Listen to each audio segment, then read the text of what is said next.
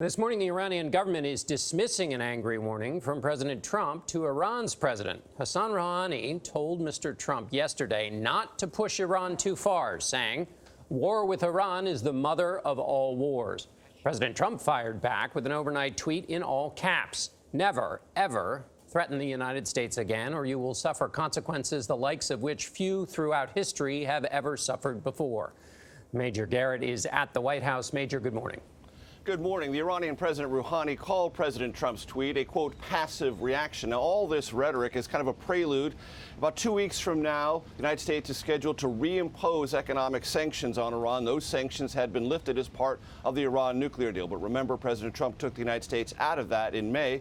Adding to all this, Secretary of State Mike Pompeo said even after those sanctions are imposed, bigger ones could well follow.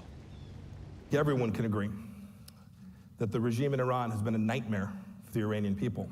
In a scathing speech in California, Secretary of State Mike Pompeo accused Tehran's leadership of spreading violence across the Middle East and participating in widespread corruption. The level of corruption and wealth among Iranian leaders shows that Iran is run by something that resembles the mafia more than a government. Speaking to a largely Iranian-American audience, Pompeo dismissed Iranian President Hassan Rouhani and his foreign minister, who negotiated the Iran nuclear deal with the U.S. and 5 other countries. Earlier Sunday, Rouhani threatened Mr. Trump, saying, "Don't play with the lion's tail. This would only lead to regret," and added that peace with Iran is the mother of all peace and war with Iran is the mother of all wars.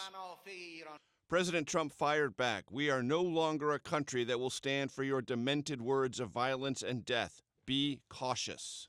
The United States will withdraw from the Iran nuclear deal. In May, President Trump withdrew from the 2015 nuclear agreement, designed to stop Iran from developing nuclear weapons.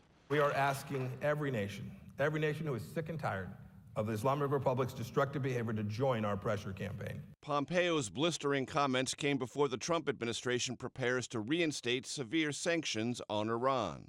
Our focus is to work with countries importing Iranian crude oil to get imports as close to zero as possible by November 4th.